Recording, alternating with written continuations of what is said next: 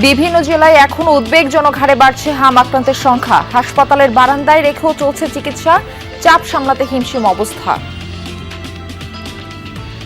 যেখানে আমাদের মনে করেন নার্স দরকার প্রতি 5 জনের জন্য একজন, কিন্তু এখানে আমরা নার্স 4 জন। আমাদের সেই অনুযায়ী 120 জন পেশেন্টকে হ্যান্ডেল করতে হচ্ছে। আমাদের অবস্থা একেবারে খারাপ। ইনশাআল্লাহ সকলের সম্মিলিত সহযোগিতায় আমরা এই চ্যালেঞ্জটা দ্রুত ওভারকাম করব। জ্বালানি ঘাটতিতে বেড়েছে লোডশেডিং, বিদ্যুতের যাওয়া আসায় অতিষ্ঠ গ্রামাঞ্চলের মানুষ। কৃষি ও ব্যবসা বাণিজ্যেও বিরূপ প্রভাব। সারাদিন বসে আছি, কারেন্ট যায় আবার আইসে। 24 ঘন্টার মধ্যে 4 ঘন্টা কারেন্ট, 20 ঘন্টা থাকে না। বিদ্যুৎ বিভ্রাটের কারণে আমি খুব ভালো প্রিপারেশন নিয়ে এসসি পরীক্ষাতে অংশগ্রহণ করতে পারছি না। রাজশাহী অঞ্চলের উপর দিয়ে বইছে মাঝারি থেকে তীব্র তাপপ্রবাহ। বিপর্যস্ত জনজীবন, আরো কয়েকদিন থাকবে এমন পরিস্থিতি, বলছে আবহাওয়া অফিস।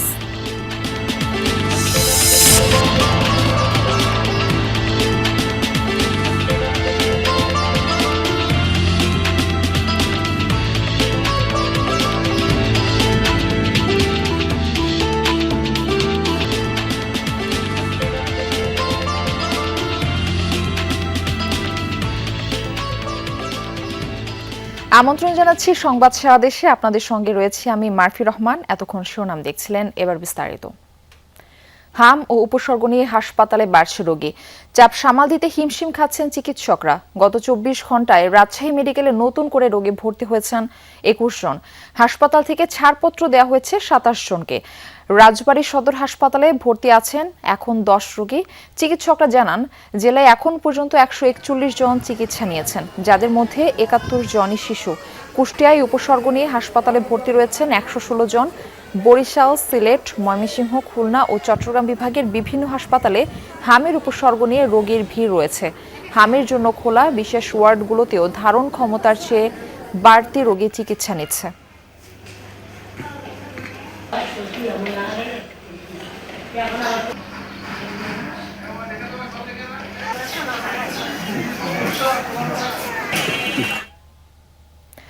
দেশের বিভিন্ন জেলায় উদ্বেগজনক হারে বাড়ছে হাম আক্রান্ত রোগী। হাসপাতালগুলোর আইসোলেশন ওয়ার্ডের ধারণ ক্ষমতার চেয়েও বেশি রোগী ভর্তি রয়েছে। তাই মেঝে ও বারান্দাতেও চলছে চিকিৎসা। সীমিত জনবল দিয়ে রোগীদের চাপ সামাল দিতে হিমশিম খেতে হচ্ছে চিকিৎসকদের।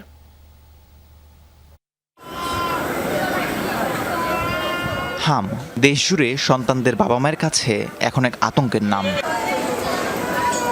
হামের উপসর্গ নিয়ে প্রতিদিনই হাসপাতালে বাড়ছে রোগীদের ভিড়। শিশু ওয়ার্ডগুলোয় তিল ধারণের জায়গাটুকুও নেই। প্রতিটি শয্যায় হামের উপসর্গ নিয়ে কাতরাচ্ছে অবুঝ শিশুরা। সেই সাথে দুশ্চিন্তায় দিন কাটছে স্বজনদেরও। আমার বাচ্চারা এই যে কোলে নিলে আমরা আমনে আমনে উঠে আসে, সব তো অসুবিধা গেছে। 2 দিন পর্যন্ত গায়ের থেকে পুরা শরীরে খালি ঠোঁটপটি যাইতেছে। জ্বরের সাথে কাশির সাথে হাম দেখা দিচ্ছে, মাথাও করতে পারে না, এরকম অসুস্থ। জ্বর, কাশ, একজন হাম হয়েছে। শয্যা নেই, তাই বাধ্য হয়ে মেঝে এমনকি বারান্দাতেও থাকতে হচ্ছে রোগী ও স্বজনদের। সেখানেই চলছে তাদের চিকিৎসা। সরকারি হাসপাতালে বরাদ্দের ওষুধ অপ্রতুল হওয়ায় ভোগান্তি আরো বেড়েছে। বিছানায় বসার কোনো সিট খালি নাই, নিচে ফ্লোরে বসে বাচ্চার চিকিৎসা করাইতেছি। অধিকাংশ ওষুধই বাইরে থেকে কিনা। এখানে গ্যাস দিতে পারা যাচ্ছে না, বাচ্চাদের নিয়ে খুব অসুবিধা, ভোগান্তি হয়ে যাচ্ছে। এখানে সিট পাওয়া যাচ্ছে না। জ্বর মামা থার্মিটার নাই, আমার এটা বড় দুঃখ। আমার নিজের নিচ থেকে নামতেছে, বসার পর্যন্ত জায়গা নাই, এইরকম অবস্থা। প্রথম রাত আসছি আর আমরা ফ্লোরে শুধু একটা তারফাল বিষয়ে বসে রয়েছি, কোনো পা মেলুন যে ওই জায়গা নাই। শিশুদের পাশাপাশি প্রাপ্তবয়স্ক এবং গর্ভবতী নারীরাও চিকিৎসা নিতে যাচ্ছেন হামের উপসর্গ নিয়ে। আইসোলেশন সেন্টার সহ এসব রোগীদের সেবা দিতে হিমশিম খেতে হচ্ছে চিকিৎসকদের। যেখানে আমাদের মনে করেন নার্স দরকার প্রতি 5 জনের জন্য একজন, কিন্তু এখানে আমরা নার্স 4 জন। আমাদের সেই অনুযায়ী 120 জন পেশেন্টকে হ্যান্ডেল করতে হচ্ছে। আমাদের অবস্থা একেবারে খারাপ। আমরা দেখতাম ওয়ার্ডে শুধু হামের বাচ্চারাই আসতো, কিন্তু সাথে হচ্ছে এখন গর্ভবতী মা এবং বয়স্ক মানুষরাও আক্রান্ত হচ্ছে। হামের প্রাদুর্ভাব ঠেকাতে এরই মধ্যে বিভিন্ন স্থানে শুরু হয়েছে বিশেষ টিকাদান কর্মসূচি। হামের চ্যালেঞ্জ মোকাবেলায় সকলকে সচেতন হতে বললেন চিকিৎসকরা। র্যাশ উঠার পরে কমপক্ষে 1 সপ্তাহ সে বাসায় থাকে, কারণ একটা রোগী কমপক্ষে 20 জনকে ছড়াবে। আমরা চাই যাতে লোক সমাগমে না এসে বাসায় অবস্থান করুক, বারে বারে গা মুছার, পানি বেশি করে খাওয়ার, প্রস্রাব কতবার হয় গুনুক এবং শ্বাসকষ্ট হয় কিনা খেয়াল রাখুক। সকলের সমন্বয়, সকলের সহযোগিতায় আমাদের অন্যান্য যে বিভাগগুলি আছে, যেমন এটার জন্য হিমশিমটা আমরা সবাই খাচ্ছি, এটা তো আমাদের জন্য চ্যালেঞ্জ। এই চ্যালেঞ্জটা তো ফেস করে আমরা এখন এগোচ্ছি আর কি। ইনশাল্লাহ সকলের সম্মিলিত সহযোগিতায় আমরা এই চ্যালেঞ্জটা খুব দ্রুত ওভারকাম করব। চলতি বছর হাম ও উপসর্গ নিয়ে প্রাণ গেছে 233 শিশুর। রাহিম সারোয়ার, যমুনা নিউজ। হামের আরো পরিস্থিতি জানাতে নাটোর থেকে আমাদের সঙ্গে যুক্ত হচ্ছেন সহকর্মী নাজমুল হাসান। নাজমুল, নাটোরের অবস্থা কি? হাসপাতালে উপসর্গ নিয়ে নতুন কতজন রোগী সেখানে ভর্তি হয়েছেন, বিস্তারিত করে জানাবেন। মারফি, নাটোর সদর উপজেলাকে কিন্তু হামের রেড জোন ঘোষণা করা হয়েছে। দেশের 30টি উপজেলার মধ্যে সদর উপজেলা অন্যতম। এখানে কিন্তু দিন দিন হাম উপসর্গ শিশুর সংখ্যা বাড়ছে। আজকে পর্যন্ত সদর হাসপাতালে 29 জন রোগী ভর্তি হয়েছে এবং অন্যান্য হাসপাতাল মিলিয়ে মোট 33 জন রোগী এখানে হাম আক্রান্ত হয়ে ভর্তি রয়েছেন। আর 208 জন শিশুর শরীরে আসলে হামের উপসর্গ দেখা দিয়েছে। এখানে চিকিৎসকরা যে কথাটি বলছেন যে কোনো শিশুর মধ্যে হামের উপসর্গ দেখা দিলে তাকে দ্রুত চিকিৎসকের শরণাপন্ন হতে হবে, চিকিৎসকের কাছে নিয়ে আসতে হবে। এবং নাটোর সদরে কিন্তু দীর্ঘদিন 18 দিন ব্যাপী হামের টিকাদান কার্যক্রম চলছে। এখানে লক্ষ্যমাত্রা ধরা হয়েছে 1,72,297 জন শিশু এবং এখন পর্যন্ত কিন্তু টিকা দেওয়া হয়েছে 77,863 জন শিশুকে হামের টিকাদান করা হয়েছে। এবং সারা দেশের মতো অন্যান্য উপজেলাতেও কিন্তু হামের টিকাদান কার্যক্রম শুরু হয়েছে। এখানে চিকিৎসকরা কিন্তু বারবারই বলছেন যে শিশুর শরীরে হামের উপসর্গ দেখা দিলে অন্তত 7 দিন আইসোলেশনে রাখতে হবে, জনসমাগম এড়িয়ে চলতে হবে। কিন্তু সে বিষয়ে আমরা দেখেছি বরাবরের মতোই কিন্তু তেমন কোনো প্রচারণা নেই অভিভাবকদের মধ্যে, তেমন যে এটা যে একেবারে ভয়াবহ আকার ধারণ করেছে সেই শঙ্কা নেই। অন্য সময়ের মতোই শিশুদেরকে বাইরে নিয়ে আসছেন। বিশেষ করে যে আমরা দেখতেই পাচ্ছি যে সদর হাসপাতালে হয়তো একজন রোগী দেখতে এসেছেন, তার ছোট বাচ্চাকেও নিয়ে এসেছেন। তো চিকিৎসকরা বারবার জোর দিচ্ছেন, কিন্তু এখানে সচেতন মহল যে বিষয়টি বলছেন যে আসলে ব্যাপকভাবে প্রচারণা করা দরকার। এটা যে একেবারে মহামারী আকার ধারণ করছে দিন দিন, এই হাম উপসর্গের সংখ্যা বাড়ছে, শিশুর সংখ্যা বাড়ছে, সে বিষয়ে কিন্তু প্রচারণা জোর দিতে হবে। বিশেষ করে তারা গণমাধ্যমের উপরও জোর দিচ্ছেন যে গণমাধ্যমের মাধ্যমেও ব্যাপকভাবে প্রচারণা করতে হবে। তো এই বিষয়গুলো অভিভাবকদের মধ্যে আসলে যে হাম মহামারী আকার ধারণ করছে এই বিষয়ে প্রচারণার উপরেই জোর দিচ্ছেন আসলে সচেতন মহল। মারফি। নাজমুল, ধন্যবাদ জানাচ্ছি যুক্ত হবার জন্য। ঢাকার ধামরাইয়ে নাহিদা আক্তার নামে এক এসএসসি পরীক্ষার্থীকে কুপিয়ে হত্যার অভিযোগ উঠেছে। বৃহস্পতিবার রাতে পৌরসভার লাকুরিয়াপাড়া এলাকার নিজ বাসায় এই ঘটনা ঘটে। নিহত নাহিদা ধামরাই সেন্ট্রাল স্কুলের বাণিজ্য বিভাগের শিক্ষার্থী। চলতি বছরের এসএসসি পরীক্ষায় অংশ নিচ্ছিল। নানির সঙ্গে বসবাস করত সে। স্থানীয়রা জানায় রাতে নিজ ঘরে পড়াশোনা করছিল নাহিদা। এ সময় তার নানি কাজে বাইরে যান। প্রায় 1 ঘন্টা পর ঘরে ফিরে নাহিদাকে রক্তাক্ত অবস্থায় মেঝেতে পড়ে থাকতে দেখেন। দ্রুত গণস্বাস্থ্য সমাজভিত্তিক হাসপাতালে নিলে তাকে মৃত ঘোষণা করেন চিকিৎসক। রহস্য উদ্ঘাটনে কাজ করছে পুলিশ। তার গলা এবং মাথায় বিভিন্ন স্থানে ধারালো অস্ত্রের আঘাত করা হয়েছে। তাৎক্ষণিক স্থানীয় লোকজন হাসপাতালে নিয়ে গেছে গণস্বাস্থ্যে, সেখানে সে মৃত্যুবরণ করেছে। সুরতাল রিপোর্ট প্রস্তুত পূর্বক সকল কার্যক্রম চলমান রয়েছে। খুব দ্রুতই ইনশাল্লাহ আমরা এই ঘটনার সাথে প্রকৃত অপরাধী তাকে আমরা গ্রেপ্তার করতে সক্ষম হব। জ্বালানি তেল সংগ্রহে জেলায় জেলায় ভিন্ন ভিন্ন পরিস্থিতির মুখোমুখি হতে হচ্ছে গ্রাহকদের। কোথাও সরবরাহ বৃদ্ধিতে পাম্পে সিরিয়াল কমেছে, আবার কোথাও তেল সংকটে সাময়িকভাবে বন্ধ রাখা হয়েছে অনেক ফিলিং স্টেশন। আজও রংপুর বিভাগের অনেক পাম্প বন্ধ রাখা হয়েছে। মালিকরা বলছেন ডিপো থেকে যেই পরিমাণ সরবরাহ মিলছে তা চাহিদার তুলনায় অনেক কম, ফলে দ্রুত মজুদ ফুরিয়ে যাচ্ছে। ময়মনসিংহ বিভাগের জামালপুর ও শেরপুরেও একই চিত্র। তেলের জন্য এক পাম্প থেকে আরেক পাম্পে ঘুরছেন গ্রাহকরা। চট্টগ্রাম ও খুলনায় জ্বালানি তেলের সরবরাহ বৃদ্ধিতে ভোগান্তি কমেছে, তবে 2 বিভাগের কিছু জেলায় এখনও সংকট রয়েছে। সাময়িকভাবে বন্ধ রয়েছে অনেক ফিলিং স্টেশন। তেলের দাম বৃদ্ধি ও ডিপো থেকে সরবরাহ কিছুটা বাড়ানোর পরও অনেক জায়গায় রেশনিং পদ্ধতি বহাল রয়েছে, তবে আগের তুলনায় বেশি পরিমাণ তেল বিক্রি করা হচ্ছে গ্রাহকদের কাছে।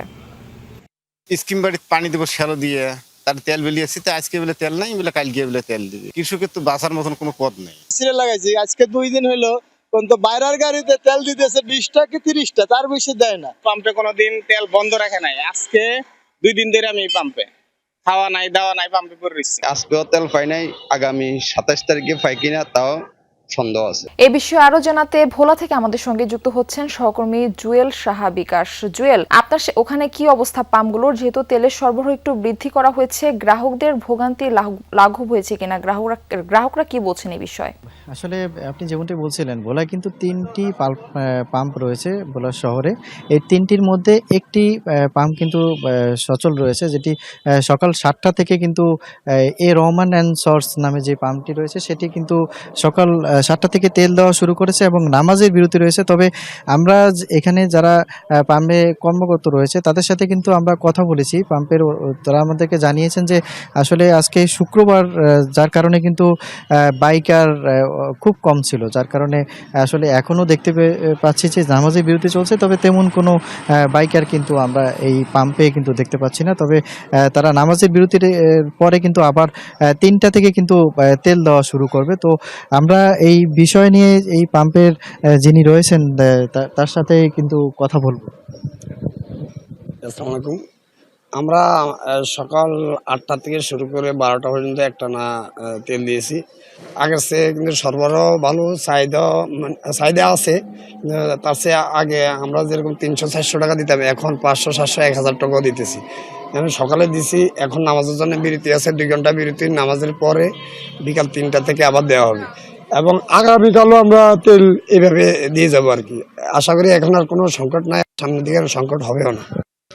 আসলে উনি যেমনটাই বলছিলেন, এছাড়াও বাকি যে আরেকটি পাম্প রয়েছে এর পাশে মার্শাল্লাহ নামে যে ফিলিং স্টেশন রয়েছে সেখানেও কিন্তু আমরা কথা বলেছি। তারা আমাদেরকে জানিয়েছেন সন্ধ্যা 6টার পর থেকে ওইখানে তেল দেওয়া শুরু করবেন। এবং তো পাম্পের যারা কর্মরত রয়েছে তারা কিন্তু একটি বিষয় কিন্তু আমাদেরকে জানিয়েছেন যে আগে যেমন বাইকারদের লম্বা লাইন থাকতো, কিন্তু এখন আসলে সেই লাইনটা কিন্তু অনেকটা কমে গিয়েছে। তো যার কারণে বিভিন্ন উপজেলাতে মূলত তেল কিছুটা সরবরাহ দেওয়ার ফলে কিন্তু এই লাইনটা কমে গেছে, যার কারণে আসলে বাইকাররা কিন্তু তেমন একটা লাইন দিচ্ছে না। এছাড়াও এখন কিন্তু এক একটা বাইকের কিন্তু প্রতি বাইকারকে 400 থেকে 500 টাকারও অধিক কিন্তু তেল দেওয়া হচ্ছে, যার কারণে আসলে আগের মতো তেমন কিন্তু জি জুয়েল, শুনছিলাম ভোলায় তেলের ভোগান্তি নেই, এটা কিন্তু একটা ভালো দিক। আপনাকে ধন্যবাদ যুক্ত হবার জন্য। জ্বালানির ঘাটতিতে বিদ্যুৎ উৎপাদন ব্যাহত হওয়ায় দেশে বেড়েছে লোডশেডিং। গ্রামাঞ্চলে দিনের বেশিরভাগ সময় থাকছে না বিদ্যুৎ, ফলে তীব্র গরমে জনজীবনে নেমে এসেছে দুর্ভোগ। কৃষি, শিল্প, ব্যবসা বাণিজ্য থেকে শুরু করে শিক্ষাক্ষেত্র নেতিবাচক প্রভাব স্পষ্ট হয়ে উঠেছে। এসএসসি পরীক্ষা চলছে, এর মাঝেই তীব্র হয়েছে বিদ্যুতের আসা যাওয়া। উপায় না থাকায় মোমের আলোতেই চলছে পাঠদান। প্রচণ্ড গরমে কষ্ট হলেও ভালো ফলাফলের জন্য তীব্র গরমে চলছে পরীক্ষার প্রস্তুতি। এটি কুড়িগ্রামের একটি বসত ঘরের চিত্র, যেখানে দিনে 6 ঘন্টারও বেশি থাকছে না বিদ্যুৎ, যার প্রভাব পড়েছে জনজীবনে। এবার এসএসসি পরীক্ষা দিচ্ছি, বিদ্যুৎ বিভ্রাটের কারণে আমি খুব ভালো প্রিপারেশন নিয়ে এসএসসি পরীক্ষাতে অংশগ্রহণ করতে পারছি না। রাতে খুব অল্প সময়ের জন্য বিদ্যুৎ দেখা দিলেও যাতে আমাদের পুরো সম্পূর্ণ পড়া কমপ্লিট হচ্ছে না। গরমের কারণে গা ঘামছে, ওই জন্য ভালো মতো পড়াশোনা করা যাচ্ছে না। এর মধ্যেই হাট বাজারগুলোতে কমে গেছে বিকিকিনি। লোডশেডিংয়ের প্রভাব পড়েছে কৃষিকাজেও। বড় আবাদে সেচ চাহিদা মেটাতে হিমশিম খাচ্ছে কৃষক। পানি দিতে পারবেন না, সারাদিন বসে আছি, কারেন্ট যায় আবার আইসে, এই সারাদিন মিলি 1.5 বিঘের মধ্যে আমার হয়তো 20 শতক মাটিয়ালা ভিজরে ভাই। 24 ঘন্টার মধ্যে 4 ঘন্টা কারেন্ট থাকে, 20 ঘন্টা থাকে না। একই চিত্র মৌলভীবাজারে। মোবাইলের ক্ষীণ আলোতেই চলছে শিশুদের পড়াশোনা, এতে ব্যাহত হচ্ছে তাদের পাঠদান। প্রচণ্ড গরমে হাঁসফাঁস অবস্থা শিশু থেকে সবার। ঘন্টার পর ঘন্টা কারেন্ট নাই, আমরা পড়তাম পারি না, সামনে আমরা পরীক্ষা। কারেন্ট নাই, আমি পড়তে পারি না, খুব বেশি গরম। লোডশেডিংয়ের প্রভাব পড়েছে নরসিংদীর শিল্প মিলগুলোতেও। দেশের 70% কাপড়ের চাহিদা পূরণ হয় এই জেলা থেকে। বিদ্যুতের আসা যাওয়ায় উৎপাদন নিয়ে দুশ্চিন্তায় মিল মালিকরা। মজুরি পাওয়া নিয়ে শ্রমিকরাও উদ্বিগ্ন। এখন আমরা আগে যা বেতন পাইতাম তার অর্ধেক বেতন আমাদের আসে, এতে করে আমাদের সংসার চালাতে সমস্যা হয়। আমরা মধ্যই দিব, শ্রমিক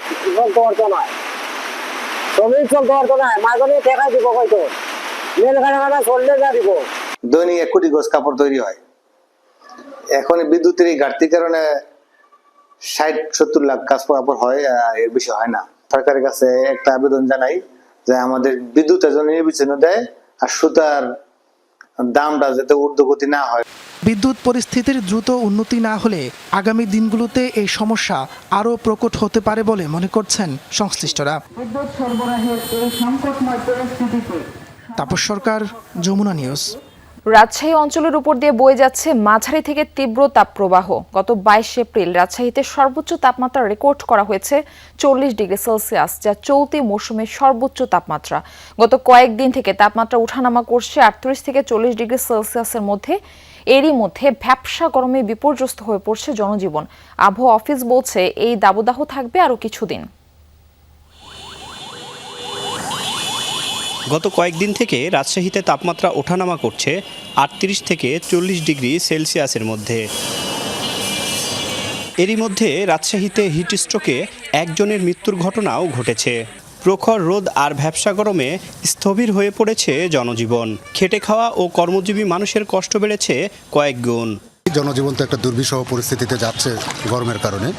এর মধ্যে আবার অবশ্য বাড়তি চাপ তৈরি হয়েছে, ওটা অস্বীকার করার সুযোগ নেই যে বিদ্যুতের ঘাটতি তো হচ্ছে বা সঠিক সময় পাওয়া যাচ্ছে না। এত তাপমাত্রা যে আমরা ঘরের ভিতরেও টিকা মনে হচ্ছে মুশকিল হয়ে যাচ্ছে আর কি। এই কারণে তো কাজ ছেড়ে কিন্তু এখন পুকুরে ঝাঁপ দেওয়ার ইচ্ছে হচ্ছে। বৈরী এই আবহাওয়ায় সবচেয়ে বেশি বিপাকে পড়েছেন খেটে খাওয়া শ্রমজীবী মানুষ। তীব্র রোদ আর গরম উপেক্ষা করে কাজ করছেন তারা। কাজ শেষে ক্লান্ত শরীরে অনেকেই রাস্তার পাশে গাছের ছায়ায় বসে বিশ্রাম নিচ্ছেন। 2 ঘন্টা 3 ঘন্টা কারেন্ট থাকছে না, রাত্রিবেলাতে আপনার ফুল ঘিরে বেড়াতে হচ্ছে, ছেলেপিলেগুলো বাইরে বসে থাকতে হচ্ছে। মানুষ বাড়িতে শান্তি পেয়েছে না ভাই, প্রচুর রোদ গরম ভাই। এই ধরেন এখানে বসে আছে, ভালো লাগছে আমাদেরকে। এদিকে তীব্র গরমে অতিরিক্ত লোডশেডিংয়ের কারণে সাধারণ মানুষের জীবনযাত্রা হয়ে উঠেছে চরম দুর্বিষহ। ঘরে বাইরে মিলছে না প্রশান্তি। আমরা মেসে থাকি, মেসে আমাদের প্রায় সারাদিনই বিদ্যুতের সমস্যা হয়, যার কারণে আমরা পানিরও অনেক সমস্যা। অতিরিক্ত গরম, যেখানে পানি খেয়ে নিজের গরম কমাতে পারতেছি না, যার জন্য শরবত খেতে হচ্ছে ঠান্ডা পানি হিসেবে। আবহাওয়া অফিস বলছে রাজশাহীতে গত 22 এপ্রিল এই মৌসুমের সর্বোচ্চ তাপমাত্রা রেকর্ড করা হয়েছে 40 ডিগ্রি সেলসিয়াস। তীব্র এই দাবদাহ থাকবে আরও কিছুদিন। তারেক মাহমুদ, যমুনা নিউজ, রাজশাহী। সাভারে রানা প্লাজা ধসে নিহত শ্রমিকদের প্রতি ফুল দিয়ে শ্রদ্ধা জানিয়েছেন বিভিন্ন শ্রেণী পেশার মানুষ। সকালে ধসে পড়া রানা প্লাজার সামনে নির্মিত অস্থায়ী স্মৃতিস্তম্ভে ফুল দিয়ে শ্রদ্ধা নিবেদন করা হয়। এ সময় হতাহত শ্রমিকদের জন্য ক্ষতিপূরণ দাবি করেন তারা। পাশাপাশি এই ঘটনায় জড়িতদের সর্বোচ্চ শাস্তির দাবি জানায় বিভিন্ন সংগঠন। এর আগে সকালে দিবসটি উপলক্ষে রানা প্লাজার সামনে বিক্ষোভ মিছিল ও মানববন্ধন কর্মসূচি পালন করে শ্রমিক সংগঠন। এই ছিল সংবাদ সারা দেশের এখনকার আয়োজনে। এতক্ষণ সাথে থাকার জন্য ধন্যবাদ সবাইকে।